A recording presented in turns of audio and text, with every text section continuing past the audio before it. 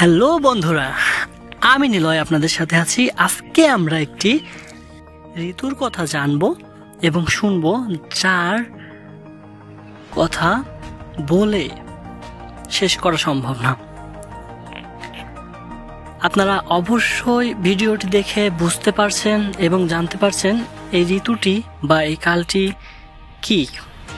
দেখতে পারছেন অপরূপ একটা কাজ, একটা কারুকার্যতা।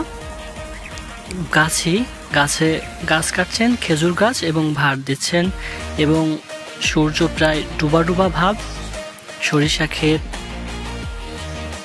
আরও নানান কিছু আছে এই কালে। বলতে পারবেন কি কাল? আমি কি কাল নিয়ে কথা বলতে যাচ্ছি। অবশ্যই কিছুটা ধারণা পেয়েছেন, কেউ কেউ বুঝে নিয়েছেন এই কালটি কি কাল। এটা হচ্ছে শীতকাল। দেখুন, গাছেরা কিন্তু এই শীতকালের এই একটা মজা বা এই একটা বিশেষ কারণ, সেটা হচ্ছে খেজুরের রস। গাছে তার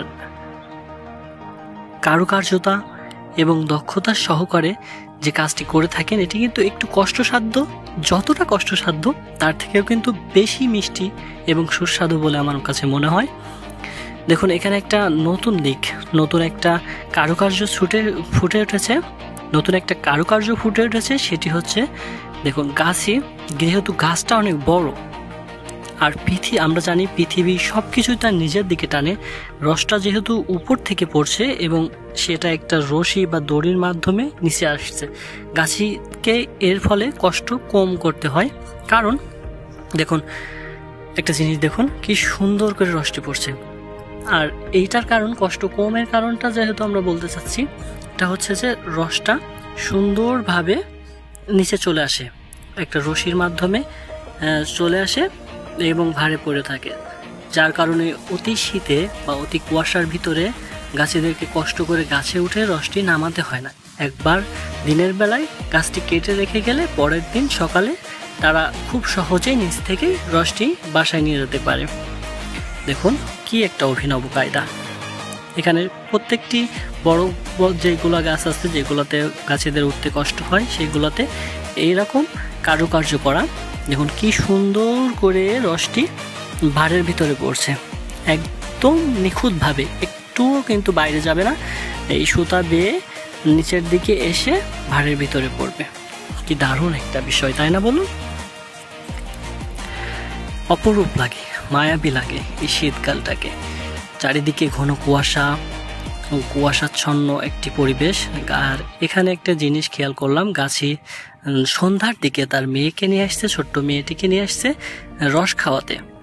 দেখুন, রস খাওয়াতে নিয়ে আসছে গাছে তার মেয়েকে। কি একটা দারুণ একটা অনুভূতি। আমরা ছোটবেলায় অনেকেই গিয়েছি বাবার সাথে রস খেতে।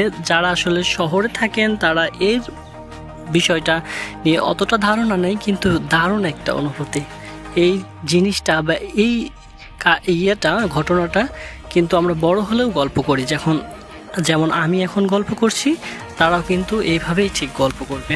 আর এই যে ছোট গাছগুলো দেখতে পাচ্ছেন, এগুলোতে দড়ি দেওয়া লাগে না, এগুলোতে খুব সহজেই রস আহরণ করা যায়।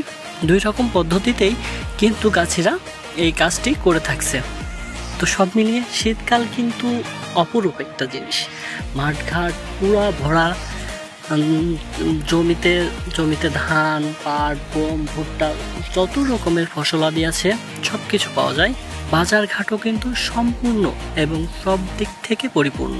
প্রত্যেকটি কাঁচামালের দাম একদম সুলভ মূল্যে, এবং মাঠে ধান চাষ হচ্ছে। যারা সরিষা চাষ করেছিল বা অন্যান্য ফসলাদি চাষ করেছিল, সেইগুলো উঠে গিয়েছে, সেগুলোর দামও এখন মোটামুটি কম, এবং জমিতে এখন ধান, ভুট্টা এগুলো চাষ হবে। সব মিলিয়ে শীত কিন্তু অপরূপ একটা জিনিস। আরও একটি জিনিস দেখাই আপনাদেরকে। দেখুন কি সুন্দর কারুকার্য। প্রত্যেকটি কুমোররা ব্যস্ত এই ভার তৈরি করতে। এটাকে বলা হয় ভার। বলতে পারবেন এটা কিসের ভার? ভার কিন্তু অনেক রকমের আছে। এই যে সেই ভার কিন্তু অনেক রকমের আছে। এটা হচ্ছে গুড়ের ভার।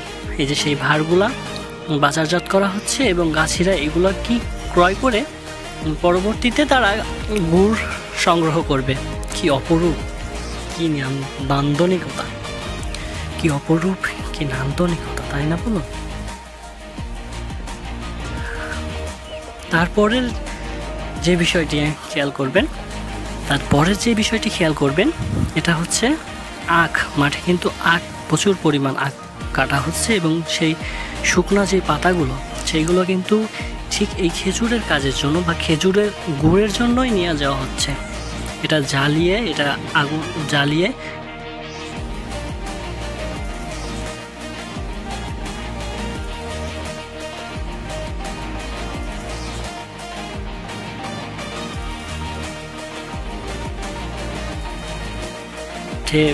ঘাটে সব জায়গাতেই শীতের ছোঁয়া।